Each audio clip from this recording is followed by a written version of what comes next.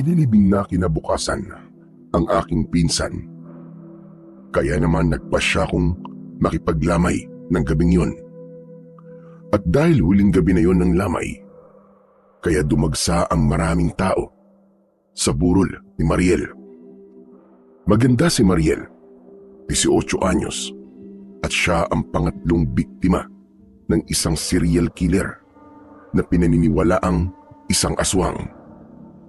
Oo, isang aswang ang salarin dahil pagkatapos halayin ng biktima ay kakainin ang kanyang lamang loob. Kaya naman, takot na takot ang aking mga kabarangay, lalo na ang mga kababaihan dahil siguradong isa sa kanila ang sunod na magiging biktima.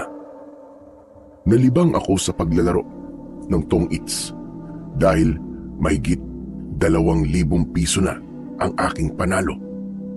Hindi naman ako pwedeng umayaw kagad dahil baka pag-initan ako ng aking mga kalaro. Kaya naman, 1:30 na ng madaling araw ay naroon pa rin ako at nagsusugal. Tumunog ang aking cellphone. May natanggap akong mensahe mula sa aking kapatid na babae. Kasama ko sana siya sa lamay, pero nagpasya siyang magpaiwan dahil masama ang kanyang pakiramdam. Binasa ko ang mensahe. Sabi ron, umuwi na ako dahil natatakot daw siya dahil parang meron daw umaaligid sa bahay. Hindi na ako nag-reply at tinawagan ko na lang siya at sinabi kong pauwi na ako. Kumuha ako ng 500 piso sa mga pera kong nakalatag sa mesa at ibinigay ko sa isa kong pinsan ang aking hawak ng mga bara upang siya na lang ang magpatuloy ng aking laro. Medyo malayo rin ang bahay namin at wala na akong masasakyan tricycle. Aabutin din ako ng kalahating oras sa paglalakad, pero binilisan ko ang aking paglalakad para makarating kagad ako sa amin. Makalipas ang 10 minuto ay tinawagan ko uli ang kapatid kong si Gemma, pero unattended na ang kanyang cellphone. Kaya naman, kinabahan ako at halos tumakbo na ako sa aking pag-uwi. 10 minuto pa uli ang lumipas ay natanaw ko na ang aming bahay. Siguro mga 100 metro na lamang ang layo, at dahil nakabukas ang ilaw sa harapan ng bahay namin ay nakita kong nakabukas ang pinto. Kaya naman lalo akong kinabahan at mas binilisan ko pa ang aking pagtakbo. At bago ako pumasok ay napansin kong sira ang doorknob ng pinto, na indikasyong pinasok yun o puwersahan na binuksan.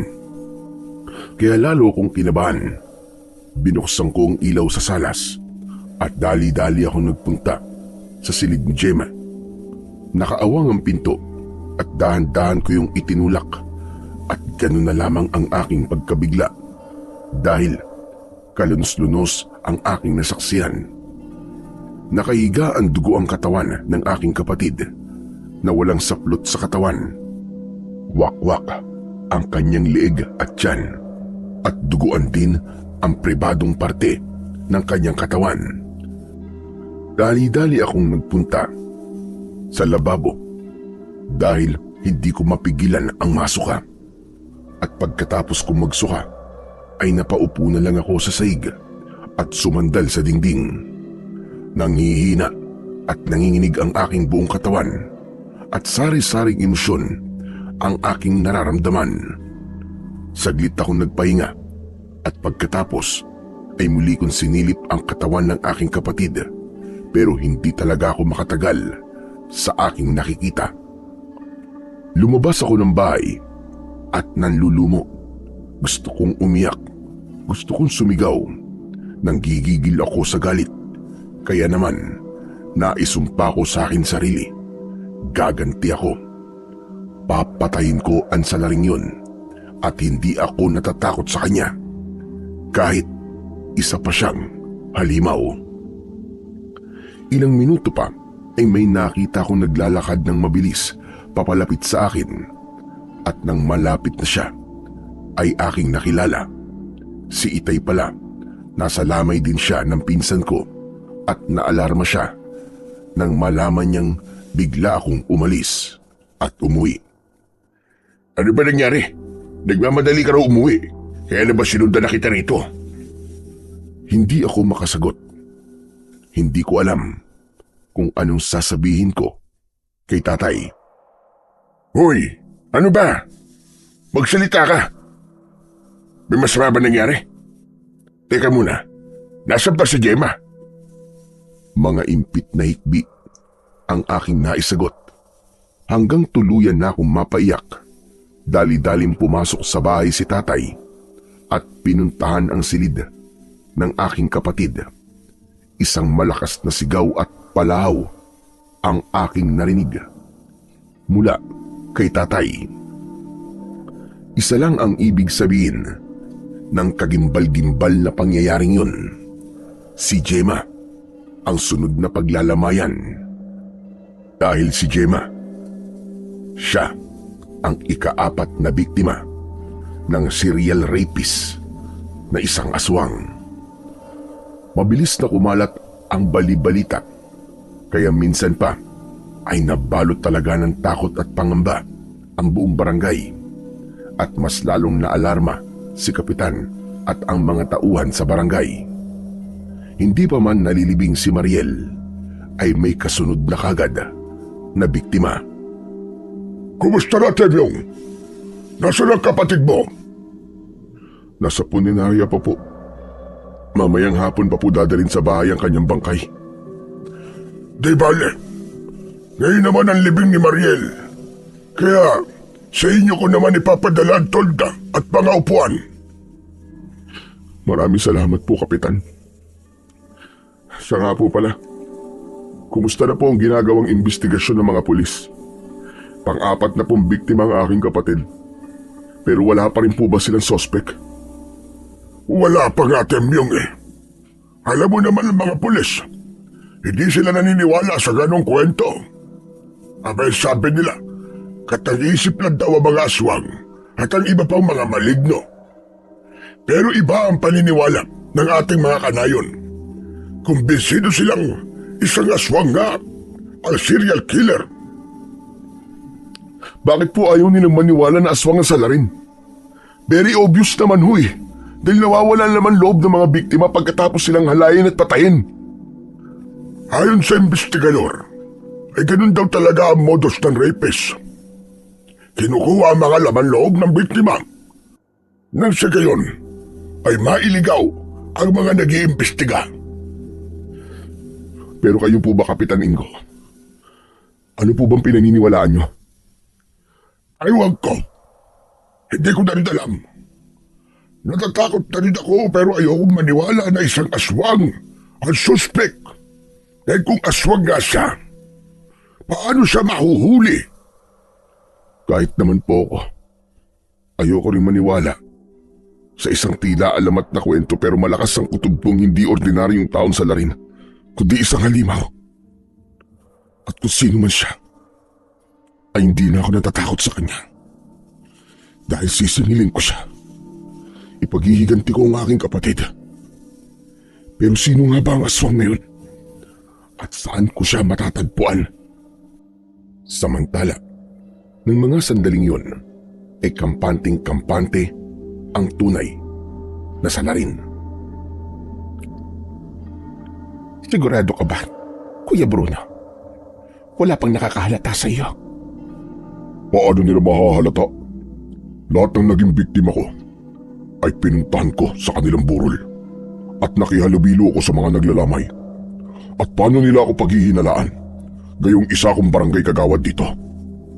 At kung sakaling matigok si Kapitan, edi ako nang papalit sa kanya. Gusto mo bang tudasin ko na siya para ikaw na ang pumalit sa kanya? Kaya mo ba siyang sikmurain? Makulat na siya at amoy lupa. Siguradong hindi na masarap ang kanyang laman loob. Kung sa bagay, tama ka. Nakakawalang gana ang isang matandang makunat na katulad niya. Siya nga pala, kailan ka pupunta sa burol ni Gemma? Pupunta mamaya si Kapitan at ang buong staff ng barangay. Kaya obligado rin akong pumunta. Kahit naman doon sa mga nauna kong biktima. Pumupunta kami sa unang gabi ng burol. At ganun nga ang nangyari. Dumating sina Kapitan at ang kanyang mga kagawad, pati na rin ang ilang staff ng aming barangay. Kasama ni Kagawad Bruno, ang kanyang kapatid na si Lukring na isang aswang. Nakikiramay kami sa inyo, Temyong, Mang Kulas. Huwag kayo mag-alala. Malalagpasan din nyo ito. Kaya nga naman po, Mang Kulas. Pagsubok lang po ito na dapat niyong pagdaanan. Maraming salamat sa inyong pagpunta, Kagawad Bruno. Pati na rin sa iyo, Lukring. Kumain po muna kayo. Marami pong pagkain sa kusina. Sige. Salamat. Busog pa naman kami. Kinabukasan ay may ipinagtapat sa akin si tatay at hindi ako makapaniwala sa kanyang sinabi. Anak, may suspect na ako sa mga nangyaring karumal-dumal na krimen dito sa ating barangay. Ha? Talaga po, itay? Sigurado po ba kayo? Oo, anak. Sigurado ko. At siya ay walang iba, kundi ang hayop na yun. Si Kagawad Bruno. Ho? Nakakatiyak po ba kayo? Paano niyo naman po nalaman na siya yun? Hindi ako maaaring magkamali. Aswang si Bruno. Pati na rin ang kapatid niya si Lukring. Hindi maipaliwanag sa akin ni tatay kung paano niya yun nalaman dahil meron siyang inililihim sa akin. Lingid sa aking kaalaman ay may dugo na kalahating tikbalang si tatay kaya meron siyang kakayahang maramdaman ang sinumang malignong kanyang makakasalamuha at ganun din si Bruno at Lukring. Naramdaman din nila na si tatay ay isa ring maligno. Naamoy mo rin ba? Oo, amoy na amoy ko na isang tikbalang si Mang Kulas. Kung naamoy natin siya, malamang naamoy din niya tayo. Ganun na nga. Kaya bistado na tayo. Delikado ang lagay natin. Ano ngayon ang ating gagawin? Papatayin ba natin si Mang Kulas? Hindi yung ganun kadali. Dahil may angkinding lakas at kapangyarihan ng isang tikbalang. Pero dalawa naman tayo, kuya. Ano kaya kung pagtulungan natin siya? Hindi tayo pwedeng magpadalos-dalos. Makiramdam muna tayo. Siyempre, naalerto na si Mang Kulas. Kaya alam kong lagi rin siyang nakahanda. Siguradong paghihinalaan kanyang ikaw ang bumiktima sa kanyang anak. Kaya re-resbakan kanya, panigurado yun. Wala siyang ebidensya na ako unsa na rin. Kaya hindi siya basta-basta gagawa ng marahas na akbang. Makiramdam na lang muna tayo. Dahil yun ang pinakamainam na pwede nating gawin. Hindi na nagbalik pa sina Bruno at Lukring sa mga sumunod na gabi ng burol. Pero naroon sila sa huling gabi ng lamay. At dahil nakukuryos ako sa sinabi ni tatay, kaya palihim kong minamatyagan ang kanyang mga kilos. Nakita ko siyang lumapit sa ataol ng aking kapatid. Nakasarado ang ataol dahil hindi kaaya-aya ang kanyang itsura. Walang magawang paraan ang make-up artist ng puninarya para ayusin ang muka ng kaawa-awa kong kapatid na si Gemma. Maganda naman ang itsura niya sa picture frame na nakapatong sa ataol. Nakita ko ang nakakaasar na ngiti ni Bruno habang pinagmamasdan ang maamong muka ng aking kapatid sa larawan. At malakas ang aking kutob. Positibong indikasyon yun na si Bruno nga ang salarin. At dahil gusto kong makumpirma kung tama ang aking hinala, ay nilapitan ko siya at nagtanong ako sa kanya. Ano sa palagay mo, Kagawad Bruno? Naniniwala ka rin bang aswang ng rapist na serial killer? Ano ka ba naman, Temyong? 2025 na. Pero naniniwala ka pa rin sa aswang? Pero yun ang pinaniniwalaan ng halos lahat ng taga rito sa ating barangay. Karapatan ng bawat isa ang maniwala sa gusto nilang paniwalaan. Pero hindi ako naniniwala sa isang aswang hanggat hindi pa ako nakakakita. Eka nga to see is to believe. Gusto mo bang makakita ng tunay na aswang? May alam akong paraan. Huh? Talaga? Paano? Humarap ka sa salamin at may pangit na aswang kang makikita. Kahit pabiro ang pagkakasabi kong yun, ay parang nabigla si Bruno sa kanyang narinig at tumingin siya sa akin na para bang binabasa ang aking isip. Kaya ganun din ako. Binasa ko rin ang kanyang mga mata at ang laman ng kanyang isip. Hindi ako sigurado sa aking naging konklusyon, pero nararamdaman ko tama ang sinasabi ni tatay. Aswang nga si Kagawad Bruno, pati na rin ang kanyang kapatid. Aba, teka lang. Hindi magandang biro yan, Temyong, ha? Hindi ka nakakatawa. Grabe ka naman, Kagawad. Napikon ka ba kagad?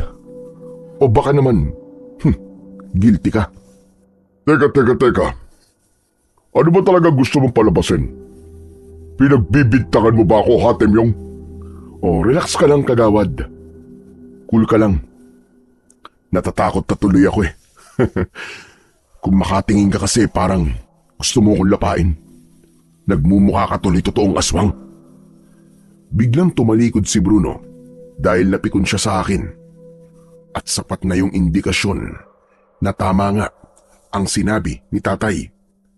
Isa ngang aswang si Kagawad at siya ang salarin na gusto kong paghigantihan. Pero paano nga ba ako makakaganti? Paano ko yun gagawin? Pagkatapos ilibing ang aking kapatid, ay nag-usap kami ni tatay at nasabi ko na sa kanya ang ginawa kong pagmamatsyag kay Bruno, pati na rin ang aming naging diskusyon. Kung ganun, naniniwala ka na sa akin ngayon? Opo tay, tama po kayo. Si Kagawad Bruno nga po ang humalay at pumatay kina Mariel at Gemma. At kailangan natin ba'y pagiganti ang iyong kapatid at ang mga pinatay ng hayop na aswang ngayon? Pero tay, paano po natin lalabanan ng isang aswang? Bawang at asin lang ang karaniwang pangontra sa kanila, anak. Ano naman po magagawa ng bawang at asin? Sa lalaking aswang, ay depensa lang natin yon para hindi sila basta makalapit sa atin. Pero sa babaeng aswang, kung siya isang manananggal, pwede natin lagyan ng asin at bawang ang kanyang kalahating katawan. Ang ibig po ba ninyong sabihin aabangan ko pong mahati ang kanyang katawan? At kapag iniwan na niya ang kalahati niyang katawan, ay ilalagay ko rin sa ibabaw ang asin at ang bawang? Ganun ba? Ganun na nga. Hindi na makakabalik pa ang manananggal sa kanyang kalahating katawan at mamamatay siya pagsikat ng araw. Nagkaroon ako ng ideya sa sinabing yun ni tatay. Ang kapatid ni Bruno na si Lukring ay malamang na isang manananggal. Siya ang uunahin kong patayin dahil siya ang mas mahina sa kanilang dalawa. Pero paano ko naman yun gagawin?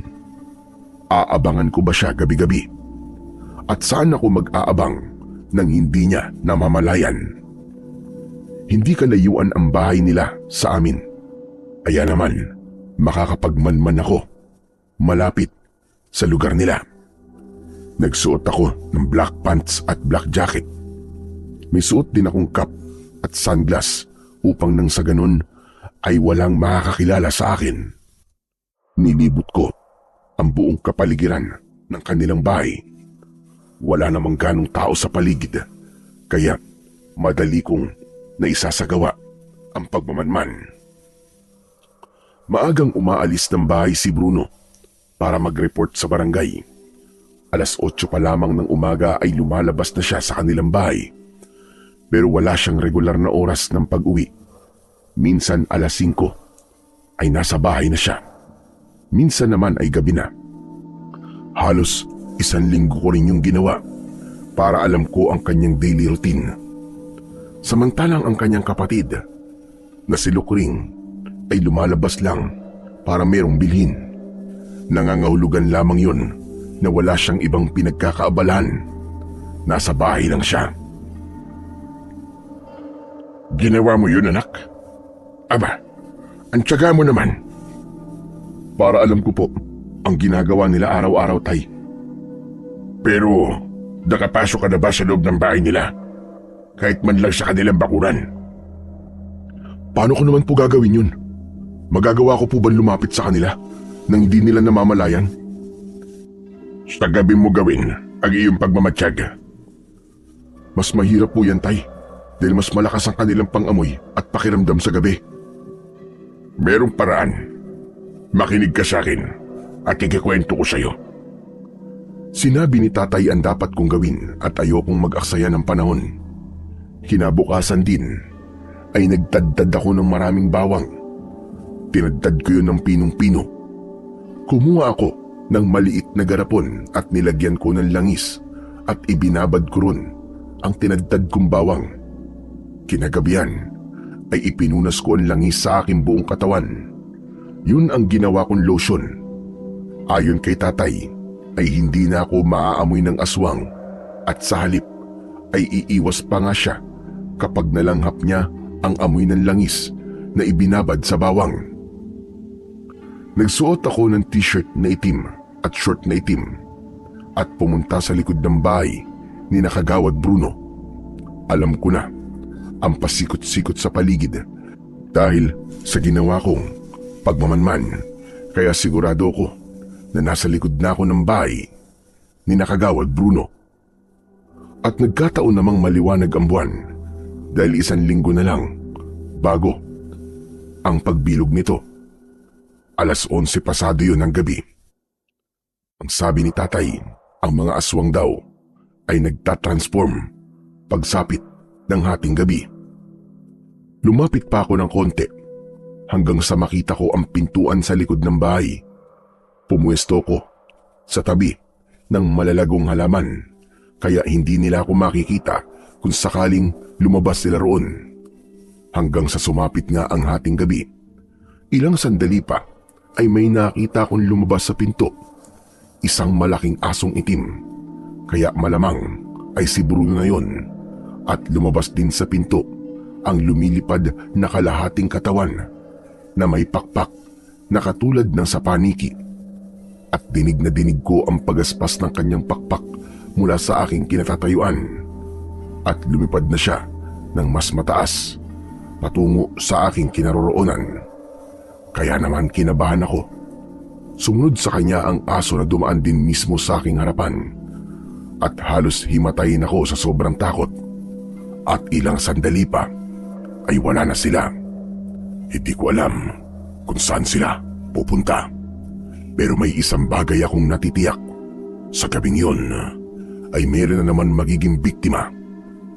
Ang 2 aswang. Bumalik din ako sa bahay at ikinuwento ko kay tatay ang aking nasaksiyan. Tay, kumpirmado. Aswang nga po si Kagawad Bruno at manananggal naman po ang kanyang kapatid na si Lukring. Siguradong may magiging biktima na naman sila. Kaya abangan natin ang balita mamayang umaga. Sa palagay po ba ninyo ay sa isang lugar lang sila pupunta? O naghihiwalay pa sila? Yung mga namatay na babaeng biktima ni Bruno, wala siyang ibang kasama ron. At kung may kasabay man naging biktima, ay nangyari yun sa magkaibang lugar. Nangangahulugan lang na hindi iisang lugar ang kanilang pinupuntahan. Pero tay, taga rito po lahat sa barangay natin ang naging biktima nila Bruno. Sa totoo lang, ang mga aswang ay hindi naman talaga umaatake sa mismong lugar nila. At sa halip ay dumadayo pa sila sa iba't ibang lugar. Pero sa kaso ni Bruno, ay hindi talaga ang pagkagutom niya sa laman loob ang dahilan kung bakit siya nang bibiktima. Kundi ang pagiging hayok niya sa mga babaeng kanyang natitipuhan. Kung ganun, ang manghalay ang pangunahing motibo po ni Bruno. Demonyo siya. Napakamanyakis pala ng tarantadong yun. Sa totoo lang po, Tay, sa tuwing nai-imagine ko ang kulunos-lunos na itsura ni Gemma, ay nanggagalaiti talaga ako sa galit sa Brunong yun. Kailangan magwakas na ang kanyang kawalang yan. Gaya ng inaasahan, ay isang kagimbal-gimbal na balita ang kumalat sa aming barangay. At sa pagkakataong ito, ay dalawa ang naging biktima. Isang buntis na babae at ang dalaga niyang kapatid. Pero hindi sila taga roon sa amin, kundi sa karatig naming barangay. Kaya malamang ay sina Bruno at Lukring ang mga salarin. Normal lang na maging biktima ang isang buntis dahil yun talaga ang paboritong biktimahin ng mga aswang. At si Lukring ang bumiktima sa kanya. At ang kapatid naman niyang dalaga ay katulad rin ng mga naunang biktima ng serial killer at rapist na aswang na si Bruno. Grabe, ang sarap talaga ng sanggol. Hindi ko alam kung kailan ako huling nakatikim nun. Oo nga eh. Sinolo mo ba naman eh? Hindi ka nagtira na kahit konti para sa akin. Eh paano? Busy ka kasi sa pangahalay, kaya hindi na kita inistorbo. At pagkatapos, ay kinain mo rin ang laman loob ng naging biktima mo. Kung tutusin na naiinggit pa ako sa'yo. Ano? At bakit ka naman maiinggit? Siyempre, dobleng sarap ang naranasan mo.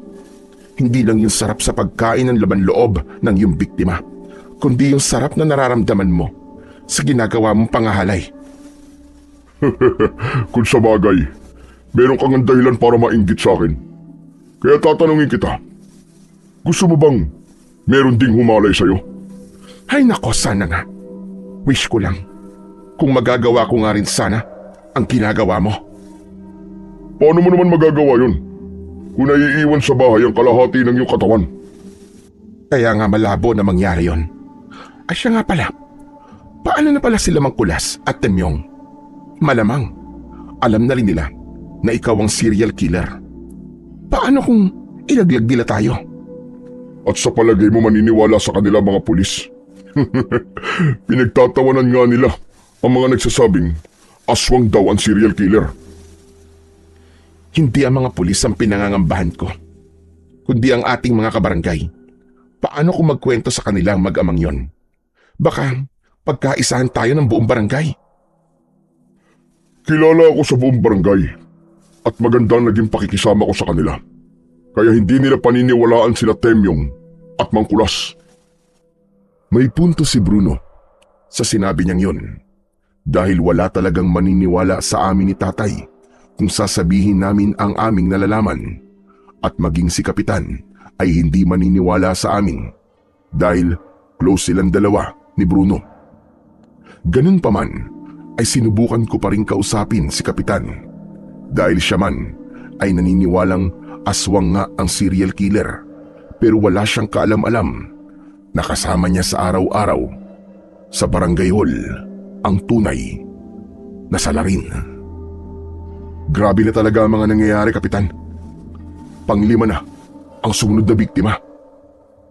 Oo nga eh, pero nagpapasalamat pa rin ako dahil sa pagkakataong ito ay hindi na taga rito sa atin ang huling biktima. Pero wala pa ba talaga kayong ideya kung sino po ang salarin, Kapitan? Kung ang mga pulis nga ay walang alam, ako pa kaya? Pero sa palagay niyo po, ay taga rito kaya sa barangay natin ang serial killer? Matagal na ako rito sa barangay natin at halos lahat ng taga rito ay kilala ko. At kung may paghihinalaan man ako, ay yung mga drug addict na kakilala ko. Pero lahat sila ay nakausap na ng mga investigador at wala ni isa sa kanila ang naging suspect. Kaya imposibleng taga rito ang serial killer na rapist. E paano po, Kapitan? Kung hindi ordinaryong taong tunay na salarin, kundi isang aswang na pinaniniwalaan ng mga karamihan sa ating barangay. Naisip ko na rin yan, pero hindi ko alam kung dapat ko nga ba yung paniwalaan. hindi talaga uubra na magsumbong ako kay Kapitan. At isa pa, kahit naman mapaniwala ko siya, ano namang gagawin niya? Kaya ba niyang kumbinsin ng kanyang nasasakupan? Kung sa bagay, marami namang naniniwalang aswang nga ang salarin at serial killer. Pero maniniwala rin ba silang yun ay walang iba, kundi ang numero 1 kagawad ng aming barangay? Kaya naman malabo yun. Kaya wala kaming ibang maaasahan ni tatay, kundi ang aming mga sarili. Hindi talaga natin makukuha ang suporta ni Kapitan dahil kapanalig siya ni Kagawad Bruno, pati na rin ang iba pang nagtatrabaho sa barangay. Ano pong gagawin natin, tay? Maging sina Kagawad Bruno ay naghihinala na sa atin. Kaya paano kung bigla nila tayong salakayin? Hindi nila yung basta-basta magagawa. Magdadalawang isip sila. Pero tayo ang hindi dapat magdalawang isip. Kaya bumalik ka sa bahay nila sa kabilugan ng buwan. Siguradong magpapalit sila ng anyo sa gabing yon. Lalagyan ko po ba ng bawang at asin ang kalahating katawan ni Lukring? Mas maganda kung dadamihan mo ang tinadtad na bawang na ibinababad sa langis. At ilalagay mo rin sa langis ang isang dakot ng asin. Kailangan mo ng mas malaking garapon, anak. At yung mismong langis ang ibubuhos mo sa kalahating katawan ni Lukring. Nang oras din na yun, ay nagdadad ako ng maraming bawang.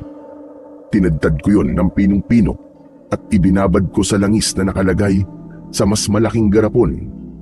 Nilagyan ko rin yun ng isang dakot na asin at 3 araw na nakababad ang bawang at asin sa langis. Kaya mas concentrated ang bisa nun. Kinagabihan ay bilog na bilog ang buwan. Kaya ginawa ko ang dati kong ginawa. Nagpunas uli ako ng langis sa aking buong katawan at yung dating damit uli ang aking isinuot.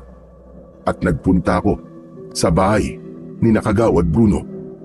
11:30 ay naroon na ako sa dating pwesto sa tabi ng mga malagong halaman.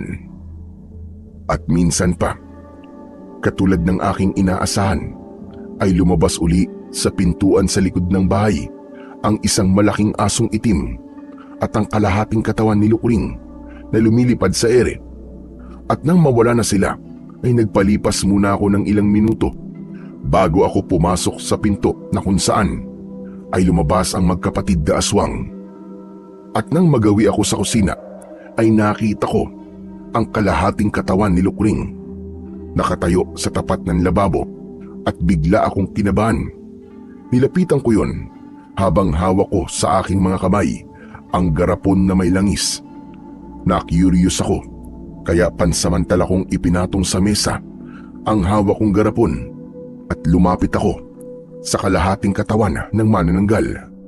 Nagtataka ako dahil walang anumang bahid ng dugo ang ibabaw ng putol na katawan. Para lang isang puno na nilagari at naputol.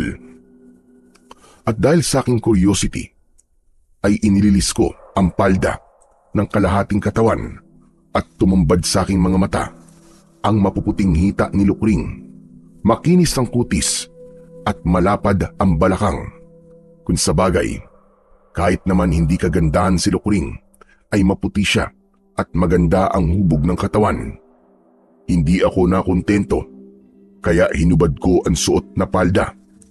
Kaya naman, lalo kong nakita ang kaputian at kaseksiyan ng kalahating katawan ng manananggal. Hindi ko akalaing yung kalahating katawan lang ang naging aswang dahil tao pa rin ang kalahating katawan.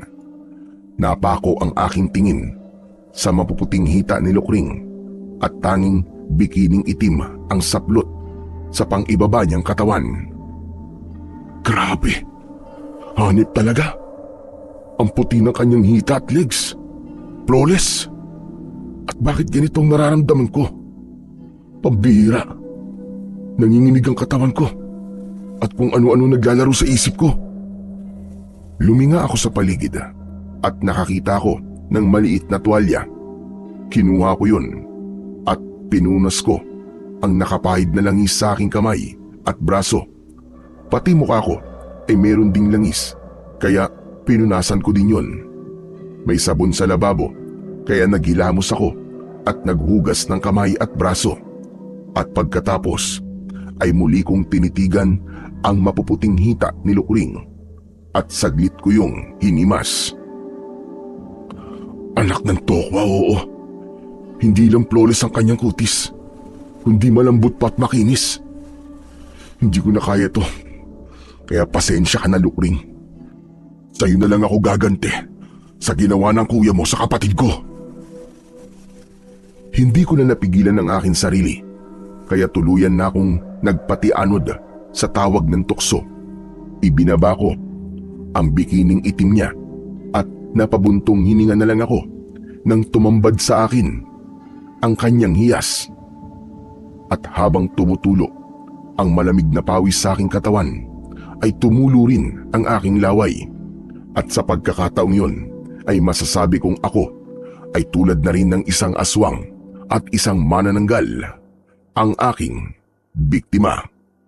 Samantala, ng mga sandaling yon ay nasa ibabaw ng bubong ang magkapatid na aswang. Isa na namang buntis ang kanilang bibiktimahin. Naaamoy ko na ang sanggol. Grabe, ang bango. Takam na ako. Oo nga, ang bango. Nakakatakam na talaga.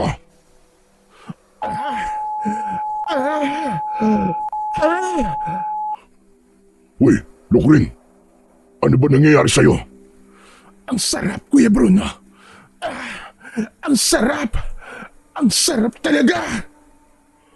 Grabe ka naman sa imagination mo. Nararamdaman mo bang para ka nang kumakain ng sanggol ngayon? Hindi ganun, Kuya Bruno. Ang pakiramdam ko, ako ang kinakain. Bakit ganun? Bakit ang sarap?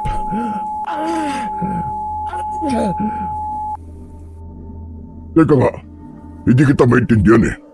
Ano ba talaga nangyayari sa'yo? Ewan ko, Kuya. Hindi ko alam. Parang mababaliw ako sa sarap. Hindi ko talaga lubos maisip na magagawa ko yun. Kung sa bagay, 3 taon na akong tigang dahil taon na rin ang nakalipas pagkatapos kong makipag-break sa aking girlfriend. Kaya hayon, sisid marino ang ginawa ko sa kalahating katawan ni Lukring at nagkataong may bigote pa ako.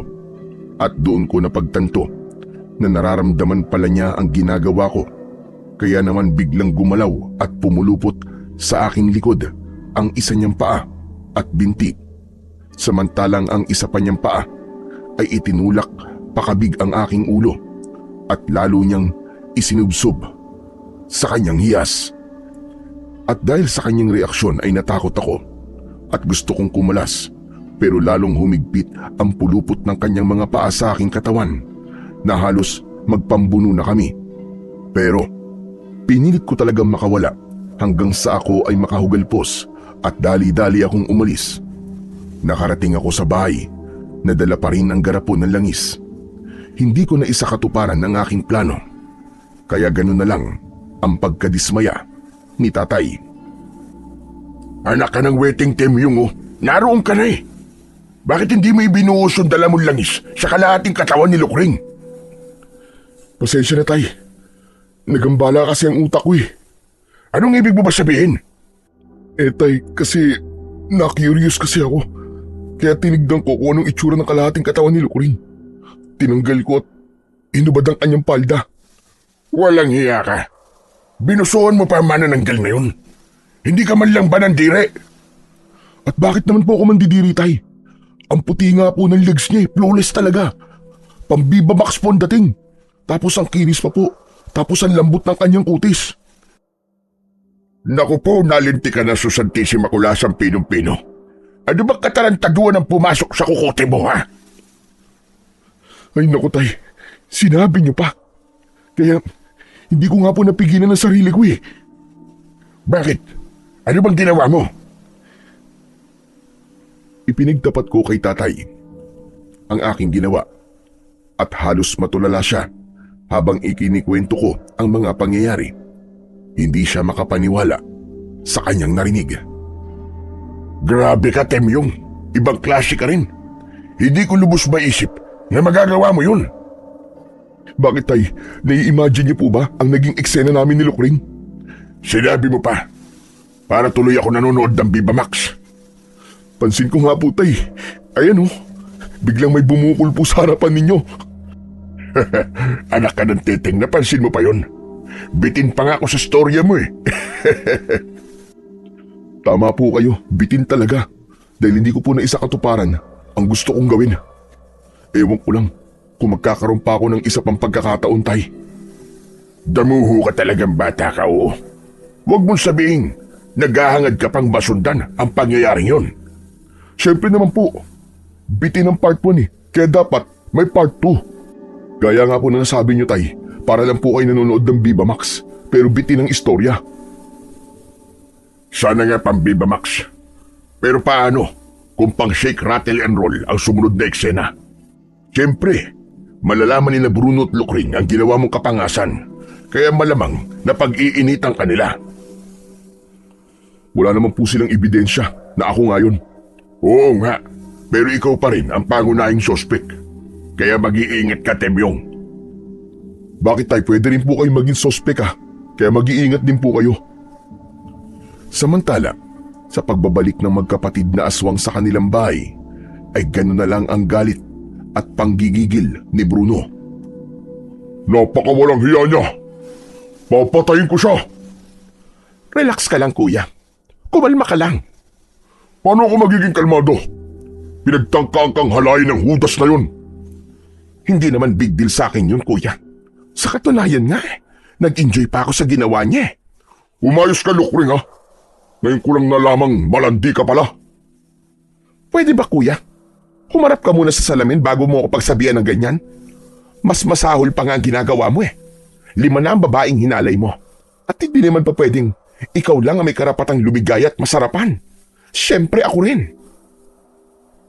Pero nalagay sa peligro ang buhay mo, Lukring. Paano? Kung lagyan niya ng bawang at asin ang kalahati ng katawan mo. Nakita naman natin yung patak ng langis sa saig, di ba? Amoy bawang na may asin. Pati yung tuwalya ko, may langis ding amoy ng bawang. Sa tingin ko, ayun talaga ang binabalak niya. Natuksulan siya sa kalahati mong katawan. Kaya hindi niya itinuloy ang masama niyang plano. Kaya nga, buhay pa ako. Kaya wag kang high blood masyado, kuya. Forget about it, my dear brother. Cool ka lang. Hindi ako matatahimik hanggat hindi ko nalalaman kung sino ang manyakas na yun. At walang ibang pwedeng gumawa nun, kundi si Mang Kulas. O kaya naman, ay si Temyong. Malamang si Temyong yon. Dahil naramdaman ko, meron siyang bigote. Napaliyad pa nga ako sa sobrang kiliti. Talaga lang humanda siya sa akin. Dahil papatayin ko siya. Yan ang wag na wag mong gagawin. Dahil ako ang makakalaban mo. O hindi. Nalintikan na. Mukhang na-inlove pa yata sa akin si Lukring. Pero okay lang. Dahil pabor yun sa akin. Hindi ako basta-basta makakanti ni Bruno. Dahil meron na akong kakampi. At dahil doon ay madali kong maisa sa katuparan ang aking pagiganti. Pero kailangan ko ng mas maingat at mabisang plano. Kaya pag-iisipan kong mabuti ang susunod kong hakbang. At dahil pare-pareho naming alam ang mga nangyari, kaya magpapakiramdaman muna kami. Isang araw, habang ako ay naglalakad sa kalsada, ay sinundan ako ni Lukring. Napansin ko yon, pero nagkunwari akong hindi ko alam na nakabuntot siya sa akin. At nang medyo malayo na ang nalalakad ko, ay huminto ako at nilapitan ko siya. Sinusundan mo ba ako? Hindi Baka nagkataon lang na pareho tayo ng pupuntahan. Bakit, Temyong? Saan ka ba pupunta? Diyan lang sa malapit na karinderya. Aba, doon din ako pupunta eh. Kung gusto mo di sabay na tayong kumain. Bakit, ililibre mo ba ako? Sure. Walang problema. Sigurado ka? Malakas akong kumain. Okay lang. Basta kainin mo rin ako. Ha? Anong sabi mo? Ang sabi ko bilisan natin. Dahil gutom na ako. At sabay nga kaming nagtanghalian ni Lukring. At habang kumakain ay pinakikiramdaman namin ang isa't isa. Walang imikan habang kami ay sumusubo at mumunguya. At makailang beses ding nagtama ang aming paningin. Pero hindi naman magawang titigan ang isa't isa dahil parang napapaso kami at naiilang na rin. Napansin ko siya na pangiti-ngiti kaya't ako ang bumasag ng katahimikan. Lukring, bakit parang pangiti-ngiti ka riyan? May nakakatawa ba? Wala. Bakit may problema ba? Bawal na ba ang pagngiti ngayon? Hindi. Okay lang.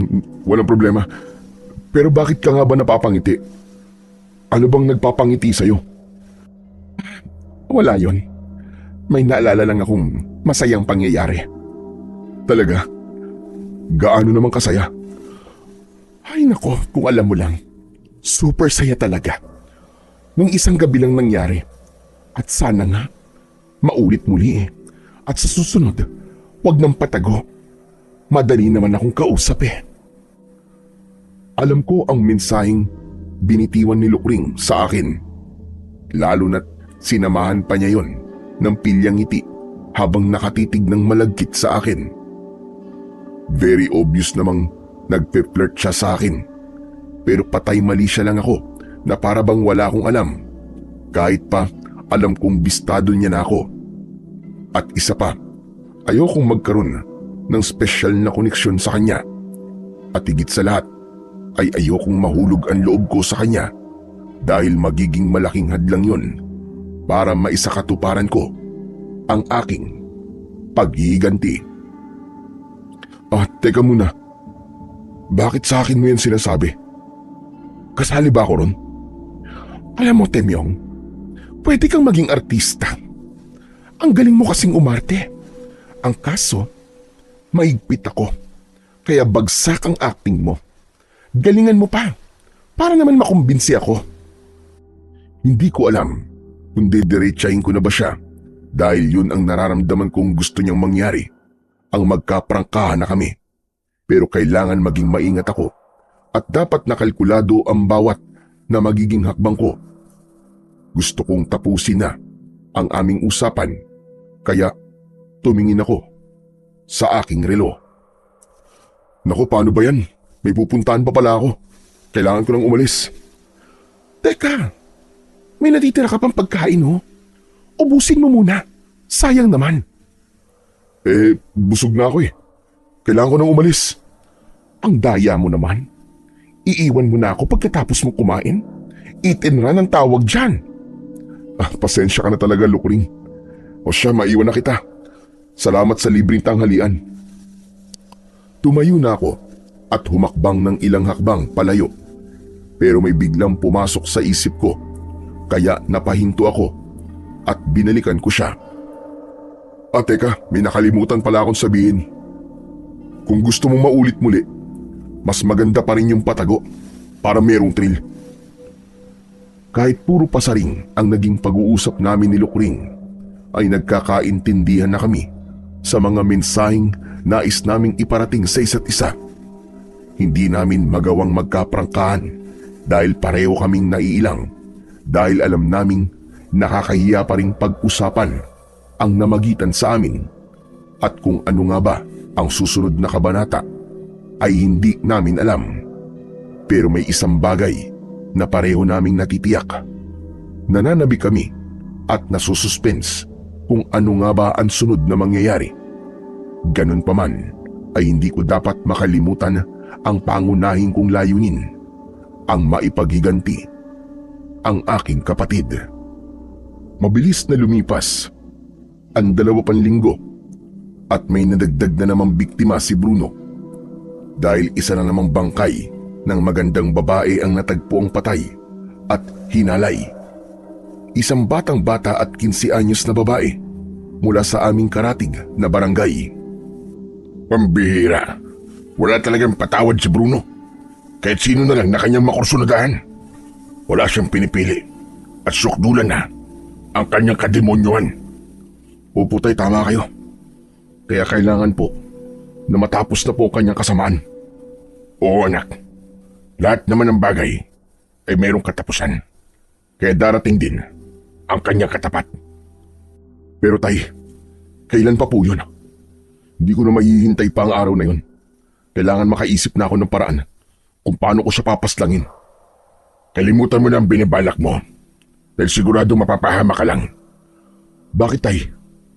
Wala na ba talaga kayong balak na bigyan ng hustisya ang sinapit ni Gemma? Napatawad niyo na po ba si Kagawad Bruno sa karumal-dumal niyang ginawang kawalang yan? Siyempre hindi. Dahil pwede naman tayong gumanti at maningil sa ibang paraan. Po? Teka. Ano pong ibig niyo sabihin, tay? Tapusin mo na ang iyong naumpisan. Halayin mo rin at patayin si Lukring. Ganun naman talaga ang plano ko, tay. Hihintayin ko ang sunod na pagbilog ng buwan at sa gabi niyong ko'y sasakatuparan ng aking pag-iigante hanggang sa dumating na ang araw na aking pinakahihintay.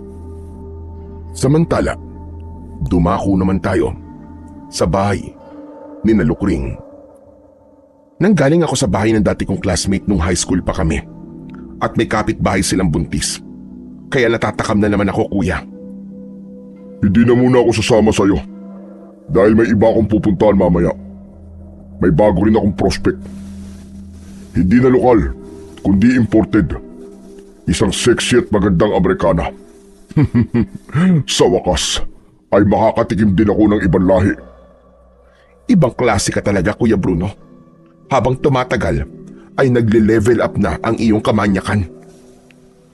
Hindi mo pa kasi nararanasan tumirik ang iyong mga mata sa sobrang kaligayahan. Maiintindihan mo rin ako kapag nakarating ka na sa ikapitong langit. Huwag kang mag-alala. Malapit na, Kuya Bruno. Dahil pupuntahan ko rin ang sinasabi mong ikapitong langit. Matagal ko nang pinaghandaan ang araw na yon. Mahigit 1 linggong nakababad sa isang garapong langis ang tinadtad na bawang. At syempre, may kasama ring asin. Hindi ko lang uulitin ang dati kong ginawa, kundi mas higit pa ron ang aking gagawin. Pangalawang pagkakataon na ito, Temyong. Kaya sana naman ay hindi ka na muling mabigo. Hindi na po, tay. Hindi na mangyayari yon. Dahil ang gabing ito ay ang araw ng paniningil. Magbabayad si Bruno sa kanyang utang sa atin at ang kawawang Lukring dahil siyang magiging pambayad ng kanyang kapatid. Siguraduhin mo lang, anak, na hindi ka sasablay. Hindi po, tay. Dahil siguradong sureball ang aking gagawin. Minsan pa ay pumunta ako sa bahay ni Bruno at dala ko uli ang isang garapong langis. Hinintay kong muling makaalis ang magkapatid na aswang at pagkapasok ko sa pinto ay ipinatong kong muli sa mesa ang garapon ng langis. Hinanap ko ang kalahating katawan ni Lukring pero hindi ko natagpuan sa kusina sa dati niyang tinayuan. Pumasok ako sa salas pero wala rin doon ang aking hinahanap. May ikalawang palapag ang bahay kaya umakyat ako sa hagdan. May 2 kwarto at tinangka kong pumasok sa unang silid. Nakalak ang pinto kaya yung pinto sa pangalawang silid ang tinangka kong buksan at nabuksan ko naman. Madilim sa loob kaya kinapako ang switch ng ilaw at nang bumukas ang ilaw ay tumambad sa aking harapan ang kalahating katawan ni Lukring na nakatayo sa gilid ng kama. Wala nang suot na kahit na anong saplot kaya biglang bumilis ang pintig ng aking dibdib at napalunok na lang ako habang nakatitig sa matambok na pisngi ng langit. Para itong isang sundalo na naka-full battle gear at handang-handa sa isang umaatikabong bakbakan. Naamoy ko rin ang napakabango niyang pabango kaya para akong bakal na hinahatak ng kalahating katawan ni Lukring na para namang isang magnet. Ibang klase ka, Lukring. Talagang pinaghandaan mo ang gabing ito. Kaya huwag kang mag-alala. Dahil sulit ang iyong paghahanda. Dadalhin talaga kita sa langit. Pero ikinalulungkot ko. Dahil pagkatapos kitang dalhin sa langit, ay itutulak naman kita sa impyerno. Grabe. Ang sexy mo talaga. Nanggigigil na ako sa'yo. Bagamat nanggigigil ako, ay sinikap ko pa rin kontrolin ang akin sarili. Hindi ko kailangang magdali, kaya dinahan-dahan ko lang. Inihiga ko sa kama ang kaakit-akit na kalahating katawan ng manananggal. Inumpisaan kong halikan ang kaliwa niyang talampakan at pagkatapos ay hinalikan ko rin ang dulo ng pinakamaliit na daliri ng kanyang paa. Pataas ang ginawa kong paghalik mula sa daliri patungo sa ibabaw ng paa, paakyat sa binti, sa likuran ng tuhod hanggang sa hita. At pagkatapos ay isinunod ko namang halikan ang kanan niyang talampakan at pareho lang ang aking ginawa. Kung ano ang ginawa ko sa kaliwa ay ganun din ang ginawa ko sa kanan hanggang makarating ako sa gilid ng langit. Hindi ko kagad tinumbok ang kanyang hiyas at ang paligid dito ang aking hinalik-halikan. Samantala ng mga sandaling yun ay nakahiga sa bubong ng isang bahay si Lukring. Pinapakiramdaman niya at ninanamnam ang aking ginagawa. Walang iya ka, Temyong. Masyado mo naman akong sinususpense. Pero okay lang. Gusto ko yan. Para merong thrill. Kaya sige lang, ganyan nga. You're doing a very good job, my dear. Ilang sandali pa ay ginawa ko na ang pinakahihintay ni Lukring. Dahan-dahan ko nang pinaglaruan ang perlas ng silangan. At para namang nakarinig ng awit na lupang hinirang ang aking harapan dahil matikas itong tumayo at sumasaludo pa. At naramdaman ko ang talampakan ni Lukring na hinahagod ang aking likod. Ang sarap. Sige lang, ganyan nga, Temyong. Huwag kang bibitaw. Hayop ka talaga. Mababaliw ako sa sarap. Alam kong gustong-gusto ni Lukring ang aking ginagawa dahil napapaliyad pa siya. Kaya naman, mas binilisan ko pa ang paghagod ng aking muka sa pagsisid sa perlas. Kaya naman, habol hininga ang pag-ungol ni Lukring sa ibabaw ng bubong at unti-unting tumirik ang kanyang mga mata dahil sa nakakabaliw na ligayang kanyang nararanasan. Habang pabilis ng pabilis ang aking paghagod, ay palakas naman ng palakas ang ungol ni Lukring na sinabayan pa ng malakas ding pag-alulong ng aso. Ang maliwanag na bilog na buwan ay nagtago sa ulap na parabang nahihiya sa kanyang naririnig at nasasaksihan. Hindi na ako nagpapigil at hinubad ko na ang suot kong short dahil maging si Junjun ko ay gusto na ring sumisid sa perlas, hindi lang sa bandang silangan kundi pati na rin sa kanluran. At tunay ngang masikip ang lagusan papuntang langit. Aray ko po! Ang sakit! Dahan-dahan lang, Temyong. Masakit talaga.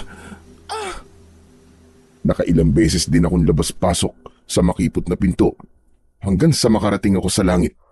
Saglit akong humiga at nagpahinga dahil pakiramdam ko ay naubos ang aking lakas. Biglang pumasok sa isip ko ang garapong may lamang langis kaya tumayo kagad ako at nagbihis. Dali-dali akong bumaba upang kunin yun at ibuhos sa kalahating katawan ni Lukring. Hawak ko na ang garapon at lumakad ako papuntang hagdan. Pero napatigil ako pagkarating ko ng hagdan. Teka muna. Tama ba talaga itong gagawin ko? Kapag tinapos ko si Lukring, ay siguradong tapos na rin ang kaligayahan ko. At bakit siya sisingilin ko? Gayong si Bruno naman talaga ang may utang sa akin. Nagdadalawang isip ako dahil nalilito ko at hindi ko na alam ang gagawin ko. May dalawang puwersang humahatak sa akin at may dalawang tinig akong naririnig. Ang isang tinig ay nagsasabing, "Ano pang hinihintay mo, Temyong? Gawin mo na ang dapat mong gawin. Bilisan mo, bago pa maging huli ang lahat." At ang kataliwas na tinig naman ay nagsasabing, "Huwag, Temyong. Wala ka bang konsensya? Pagkatapos mong magpakasasa at magpakaligaya sa piling ni Lukring ay yan pa ang igaganti mo sa kanya. Kaya naman, minsan pa ay umuwi akong bigo dahil hindi ko na isakatuparan ang aking misyon. Ano ka ba naman, Temyong? 2 pagkakataon na ang iyong pinapalampas. Pasensya na po, Tay. Nakonsensya po kasi ako eh. Naawa po ako bigla kay Lukring. Walang konsensya at awa si Bruno. Kaya dapat ganun ka rin. Pasensya na po talaga. Dahil hindi ko po pala kayang gawin. Kung hindi mo kayang gawin, hindi ako ang gagawa. Parang awa niyo na po, Tay. Huwag po. Ano ba nangyayari sa'yo? Bakit ka ba nagkakaganyan? Huwag mong sabihin na in love ka na sa halimaw na yon. Hindi naman po sa ganun, Tay. Nagawa ko naman po yung kalahati ng aking misyon eh. Tama na po siguro yun. Ano bang ibig mong sabihin, ha? Ipinagtapat ko na kay tatay ang buong pangyayari at inaasahan kong mauunawaan niya ako. Anak ka ng teteng, oo. Kaya naman pala eh. Marupok ka rin pala. At malamang nag-enjoy ka. Kaya gusto mong ulit-ulitin. Hindi ko po alam, Tay. Basta, bahala na po. Delikado yan, Temyong. Paano kung malaman ni Bruno? Siguradong re-resbakan ka niya. Huwag po kayo mag-alala, Tay. Dahil kakampi na po natin si Lukring. Paano mo naman nasabi yun? Basta, Tay, sigurado ako ron. Hindi natin kaaway si Lukring. At hindi niya hahayaang saktan tayo ni Bruno. Nakakahiya mang aminin. Pero tama si tatay. Nag-enjoy talaga ako kay Lukring at hindi ko inaasahang ako ang nakauna sa kanya. Isa yung maganda at masayang karanasang hindi ko na siguro makakalimutan. At marahil ay ganun din siya. Pero hindi ko pa alam kung ganun talaga ang kanyang saloobin. Samantala ng gabi ring yun, ay may bago na namang nabiktima si Bruno. Yun ang ika-7 niyang biktima. Ang lupit mo talaga, kuya. May bago ka na namang biktima. At imported pa, ha? Napakamalas naman ang Amerikanang yun. Minsan lang nagawin ng Pilipinas. Nadali mo pa. Sinabi ko sa'yo kahapon, di ba? Kaya huwag ka na magtaka. Basta lahat ng nagugustuhan ko, nakukuha ko. Ikaw naman, nabiktima mo rin ba? Yung sinasabi mong buntis. Hindi eh. Ang daming kasama sa bahay. Hindi ako makadiskarte ng maayos. Bakit? Ano ba nangyari sa'yo?